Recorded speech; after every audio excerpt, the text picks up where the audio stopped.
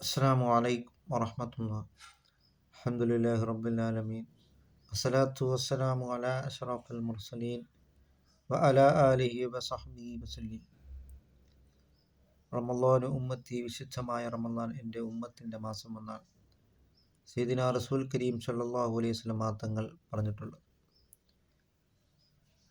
പുണ്യനബി സല്ലല്ലാഹു അലൈഹി വസല്ലം തങ്ങൾ പറയുകയുണ്ടായി, ചില ആളുകളുടെ നോമ്പ് കൊണ്ട് വെറും വിശപ്പും ദാഹവും സഹിച്ചു എന്നതുകൊണ്ട് ആ നോമ്പ് കൊണ്ട് യാതൊരു ഫലവുമില്ല എന്ന്.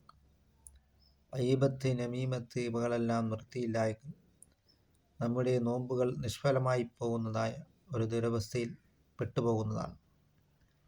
അതുകൊണ്ട് നമ്മുടെ നാവുകൾക്ക് നോമ്പായിരിക്കണം, ചെവികൾക്ക് നോമ്പായിരിക്കണം, കണ്ണിന് നോമ്പായിരിക്കണം.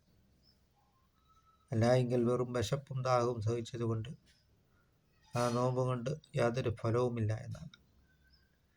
അങ്ങനെ നാം യഥാർത്ഥ നോമ്പുകാരായി നാം തീരുകയും ചെയ്യുക. അങ്ങനെ അള്ളാഹുവിലേക്ക് നാം മടങ്ങുകയും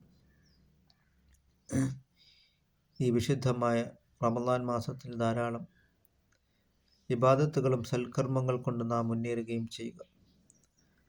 അങ്ങനെ നാം അള്ളാഹുവിനെ നാം തഖ്വ ചെയ്ത് നാം ജീവിക്കുവാനും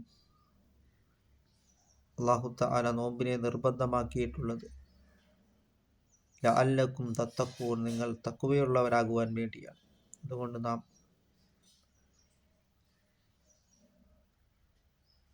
തഖ്വയുള്ളവരായി നാം തീരുവാൻ നാം ശ്രമിക്കും. മനുഷ്യ ശരീരത്തിലെ ഏറ്റവും പ്രധാനപ്പെട്ട അവയവമാണ് ഹൃദയമെന്നുള്ളത്. അതുകൊണ്ടാണ് സയ്യിദുനാ റസൂൽ കരീം സല്ലല്ലാഹു അലൈഹി വസല്ലം തങ്ങൾ പറഞ്ഞിട്ടുള്ളത്, അള്ളാഹുവിൻ്റെ നോട്ടം യൻളുറു ഇലാ ഖുലൂബിക്കും വ അഅമാലിക്കും, നിങ്ങളുടെ ഹൃദയങ്ങളിലേക്കും നിങ്ങളുടെ പ്രവർത്തനങ്ങളിലേക്കുമാണ് അള്ളാഹുവിൻ്റെ നോട്ടമെന്നാണ് സയ്യിദുനാ റസൂൽ കരീം സല്ലല്ലാഹു അലൈഹി വസല്ലം തങ്ങൾ പറഞ്ഞിട്ടുള്ളത്. ഹൃദയങ്ങൾ നന്നാവുന്നവരിൽ അല്ലാഹു തആല നമ്മളെ ഉൾപ്പെടുത്തുകയും ചെയ്യുമാറാകട്ടെ.